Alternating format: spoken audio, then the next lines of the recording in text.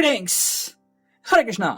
तो आज का टॉपिक है, अभी इस वक्त कोई आपके बारे में क्या सोच रहा है। ठीक है, ये हमारा टॉपिक और हम कर रहे हैं रीडिंग की शुरुआत।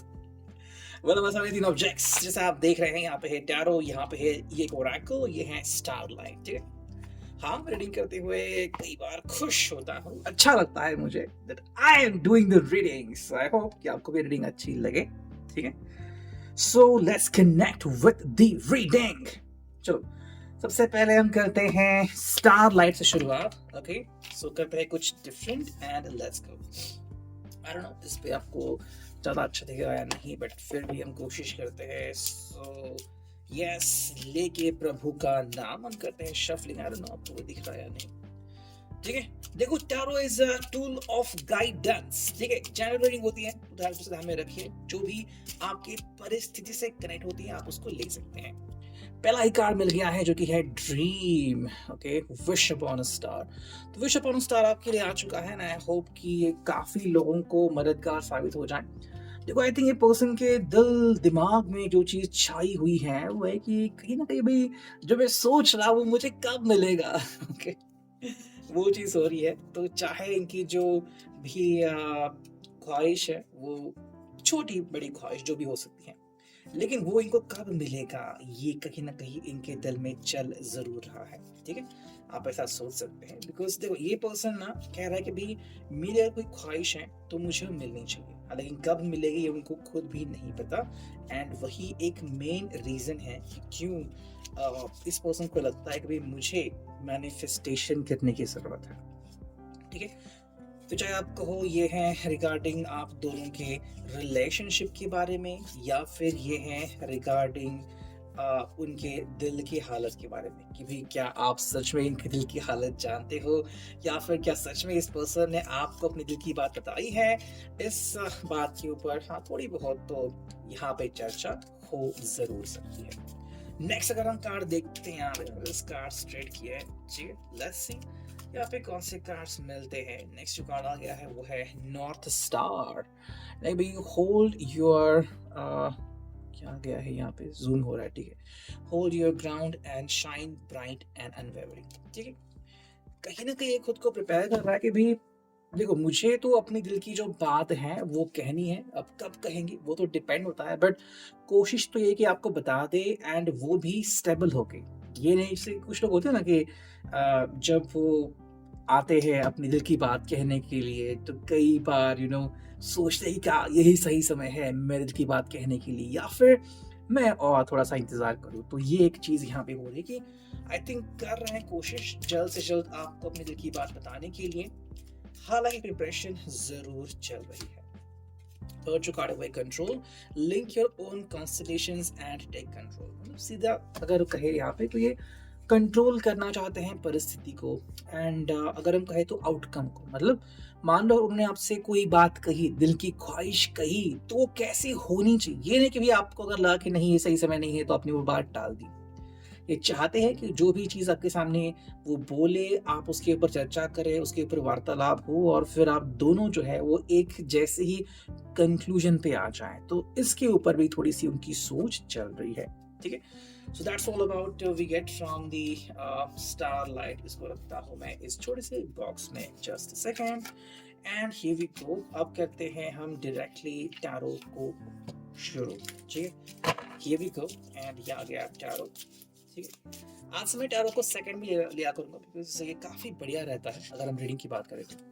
देखो, पहला ही कार्ड आ गया है जो कि है 6 ऑफ सोर्ड्स। ओके, ठीक है, अगर हम बात करें, देखो जनरली अगर हम बात करें यहाँ पे राशियों के बारे में तो ये सभी राशियों के लिए होती है। ओके, सो 12 की 12 राशियां आप लेके चलिए, एंड ये काफी हद तक कारगर साबित होगा। ठीक है, 6 ऑफ सोर्ड्स है जेम, जेमिनी, लिब्रा, एक्वेरियस। क्या है इसका मतलब? देखो, कहीं ना कहीं पर्सन की सोच है कि भाई मैं तो चल पड़ा हूँ, मुझे ख्याल बहुत आ रहे हैं, या तो नींद में वो अपनी जो खोज है वो करना चाहेंगे कि भाई जो बात आपसे सीरियसली नहीं बोल सकते हो नींद में सपने में ही क्यों ना बोल डाले। सेकेंड एक अप्रोच आता है कि भाई कहीं ना कहीं आपको लेके बाहर चले, आपको बता दे कि ये असल में क्या सोच रहे हैं। देखो कई बार क्या होता है कि कुछ लोग जो होते हैं वो लिंक करते हैं, मतलब उनको लगता है कि भाई हाँ हमारे बीच कुछ तो केमिस्ट्री है, बट किसी न किसी वजह से ये बात आगे नहीं बढ़ पाती। जैसे कि मान लो आप दोनों कहीं पे है एंड कॉन्वर्सेशन बढ़िया चल रहा है, बट ये कह रहा है कि भाई मुझे मेरे काम की वजह से ये जगह छोड़नी पड़ेगी एंड मैं अभी इस माइंडसेट में नहीं हूँ कि मैं इस रिश्ते को आगे बढ़ाऊं जिस तरह से आप चाहते हो। You can still be friends, आप फ्रेंड्स जरूर रह सकते हैं, बट आपके बीच वो कनेक्शन जो है वो शायद नहीं रहेगा। अगर ये ऐसा बोल रहे हैं तो कैसी फीलिंग आएगी? तो कहीं ना कहीं ये चीज है कि मे बी किसी एक एज पे या फिर किसी एक कॉर्नर पे वो आपको ये शायद बताना चाह रहे हैं। तो जिनके लिए भी ऐसा सिचुएशन क्रिएट है कि ये पर्सन आपको ये कह रहा है कि भाई मैं तो आपका साथ उस तरह से नहीं दे पाऊंगा जैसा आपने सोचा था, ये कार्ड आपके लिए है। नेक्स्ट अगर हम बात करते हैं तो देखो ये कार्ड आ गया है जो कि है एस ऑफ सॉर्ड और साथ में आ गया है किंग ऑफ पेंटिकल्स। पहले सॉर्ड्स देखते हैं, दोनों ही सॉर्ड है। देखो यहाँ पे क्लियर इंडिकेशन आ रहा है कि ये कम्युनिकेशन तो चाहते हैं, बातें तो करना चाहते हैं, बट कैसी बातें कि आप इनको माफ करें। ठीक है, आप इनको माफ करें, आप इनको लेट गो करने को बोले। अगर ये चाहते हैं कि मैं आगे चला जाऊं तो हाँ, अगर ये कहते कि मैं रुकता हूं आपके लिए, आप में भी एक एग्जाम दे रहे हैं, आप में भी अपने उलझनों में फंसे हुए हैं, आपकी तबीयत ठीक नहीं है, नासाज है, फिर भी ये पर्सन कह रहा है कि मैं रुकूंगा, तो जो भी परिस्थिति है ये चाहते हैं कि आपसे बात जरूर करें। अगर फाइनल अलविदा कहना है फिर भी बात करूंगा, अगर रिश्ता आगे बढ़ाना है फिर भी बात करूंगा। तो ये यहाँ पे इनकी कम्युनिकेशन की एक्सटेसी दिखती है। नेक्स्ट अगर हम बात देखें तो देखो यह है यहाँ पे किंग ऑफ पेंटिकल्स एंड यहाँ पे है राशियां टॉरस है, वर्गो है, कैप्रिकॉर्न है, यानी कि भी अर्थ साइन। बात अगर करते हैं यहाँ पे तो जो चीज यहाँ पे स्पेसिफाइड होती है वो क्या है? देखो ये कह रहे कि भाई मैं तो जमीन से जुड़ा हुआ हूँ, या फिर जिसे हम कहते हैं कि व्यक्ति की जो चरित्र होता है व्यक्ति का, उस वो बहुत ही काफी क्लियर है एंड ये बेसिक में भी आपके सामने रख रहे हैं। भी शायद जब आपने शुरुआत की थी अपने रिश्ते की, इन्होंने शायद पहले ही कहा था कि आप मुझसे इतनी जल्दी कमिटमेंट मत मांगिएगा, फिर हम रिश्ते में आगे तो बढ़ सकते हैं बट मैं कमिटमेंट नहीं दे सकता। अब अगर आप रिश्ते में आगे बढ़ चुके हैं और आप इनसे कमिटमेंट मांग रहे हैं तो शायद ये कह रहे हैं कि मैंने पहले तो ऐसा नहीं कहा था और इसलिए मैं अभी भी कह रहा हूँ कि जो मेरे कदम है वो सही है। ठीक है, तो अगर कोई व्यक्ति कह रहा है कि मैंने आपको पहले ही क्लियर कर दिया था कि मेरा इंटेंशन क्या था और आप अभी अगर मुझसे सवाल पूछ रहे हो तो ये सही बात नहीं है। ठीक है, ये भी रीडिंग बहुत आती है। नेक्स्ट अगर हम बात करते हैं यहाँ पे तो भाई ये है द लवर्स। ठीक है, देखो यहाँ पे सेक्सुअल ओरिएंटेशन काफी हद तक दिखता है एंड सेक्सुअल ओरिएंटेशन का मतलब है कि यहाँ पे आप दोनों का जो अट्रैक्शन लेवल है वो काफी हाई है। चांसेस ये भी हैं कि यहाँ पे काफी ऐसे लोग हो सकते हैं जो एक्स्ट्रा रिलेशनशिप में हो सकते हैं।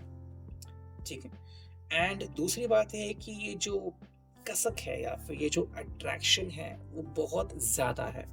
ठीक है, एंड मे बी इसी के कारण आप बार बार इस पर्सन की तरफ अट्रैक्ट होते हो, ये पर्सन भी बार बार आपकी तरफ अट्रैक्ट होते हैं, ये जानते हुए कि मे बी आपके इस कनेक्शन का एंड क्या है किसी को नहीं पता, शायद एंड अच्छा ना हो।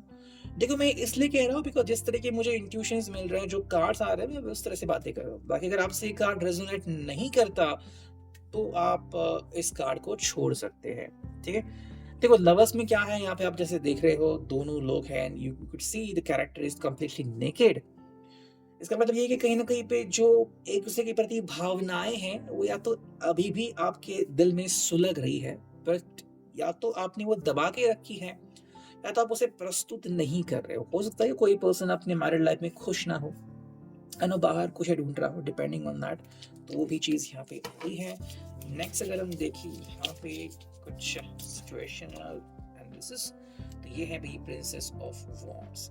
आई थिंक जैसे कहते हैं ना कि डूबते हुए को तिनके का सहारा, बिल्कुल वही चीज यहाँ पे दिखती है कि मे बी ये पर्सन आपसे इतना ज्यादा अट्रैक्टेड है या फिर आप भी इससे इतने ज्यादा अट्रैक्टेड हो बिकॉज इनमें और आप में कोई तो बात है।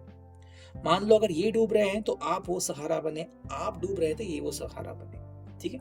जैसे आप यहाँ पे देख सकते हैं कि ये पर्सन किसी को बचा रहा है, जस्ट इमेजिन, तो वो आप हो, और अगर आप ही यही कैरेक्टर हो तो आपने इनको बचाया है, तो बिकॉज़ ऑफ दैट ये पर्सन को लग रहा है कि नहीं भई, ये तो सही मोमेंटम है मेरे लिए, तो ये आपको ब्लेम नहीं कर रहे पहली बात तो।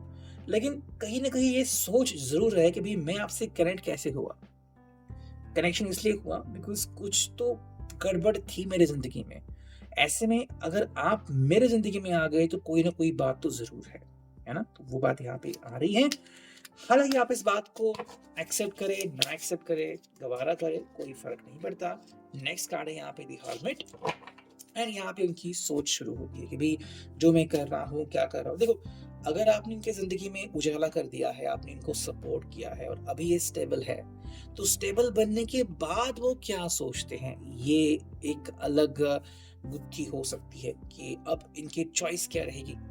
क्या वो आपके हिसाब से ही आगे बढ़ेंगे या फिर अब वो कहें कि नहीं भई, मुझे तो अब अलग तरीके से आगे बढ़ना है, मैं बस आपको पाने के कारण खुश हूँ, बट इससे आगे आप मुझसे कुछ एक्सपेक्ट नहीं कर सकते। ठीक है? सो हर्मिट का भी ये भी रोल हमें यहाँ पे दिखता है। एंड एक फाइनल कार्ड चुनते हैं फ्रॉम द टैरो, जो कि है भई द जस्टिस। तो यहाँ पे डिमांड उठ रही जस्टिस की, या तो ये पर्सन को लग रहा है कि हाँ भई, जो मैं कर रहा हूँ वो जस्टिफाइड है। क्यों है? बिकॉज़ पहले से ही कोई पर्सन अगर इनकी ज़िंदगी में है, लेकिन इनसे खुश नहीं था और डिप्रेस हो गया था, या फिर ज़िंदगी में उसका मन नहीं लग रहा था, और अब जब आप आ गए हो, वो सुधर गए हैं, उन चीज़ों से उभर गए हैं, और अब वापस से जब इनको लग रहा है कि नहीं, अब मुझे मेरे पर्सन की तरफ ध्यान देने की ज़रूरत है, तो क्या ये जस्टिफाइड होता है या नहीं?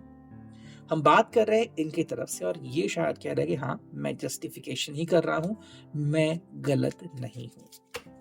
अब करते हैं यहाँ पे बातें। देखो, पहला कार्ड मिला है जो कि मेकअप सेक्स, जैसे हमने पहले कहा था लवर्स का कार्ड आ गया है, तो ये सेक्स के लिए ज़्यादा एडिक्टेड है, और शायद आपसे जब मिलते हैं या फिर आपसे जब बातें होती है तो ये मोस्टली इनके मन में चलता रहता है। सेकंड है बियॉन्ड द वेल। भाई, आप चाहे जितना भी खुद को इन चीज़ों से परहेज करें, बट फिर भी एग्जैक्टली ये आपसे मिलने के बाद क्या कहते हैं, ये आपसे हग्स एंड किसेस कब करना चाहेंगे या फिर कितनी जल्दी फिजिकल होना चाहेंगे, वो आपको पता है। ठीक है? सो बियॉन्ड द वेल क्या है, कितने जल्दी वो आपको बेनकाब करना चाहेंगे, ये भी यहाँ पे इम्पोर्टेंट बात आती है। नेक्स्ट कार्ड है यहाँ पे, वो है वेटिंग। दरअसल वो वेट कर रहे हैं आपके जवाब की, कि आपका जवाब कितने जल्दी इनको मिल सकता है। कुछ बातें जो उन्होंने टॉप सीक्रेट रखी हैं, आपके सामने अभी भी प्रस्तुत नहीं की है, अपने मन में एग्जैक्टली क्या चल रहा है। जब भी आपको मिलते हैं तो शायद कहते हैं कि कल बताऊंगा या फिर 2 हफ्ते बाद बताऊंगा, लेकिन वो बात बताते नहीं है। एंड फाइनल कार्ड है कंट्रोल। आप कह सकते हैं कि कहीं ना कहीं आपके जिंदगी पर या फिर एक तरह से इस रिश्ते के ऊपर इनका कंट्रोल है। तो जैसे ये कहते हैं वैसे ही चीजें इस रिश्ते में घटती हैं, और अगर आप इनसे नासाज फील करते हो, आपको लगता है कि नहीं ये सही नहीं है, तो कहीं ना कहीं आप शायद घुटन महसूस करते हो, बट इसके परे आप कुछ फिलहाल नहीं कर पा रहे हो। ये था आज का reading. I hope it will resonate.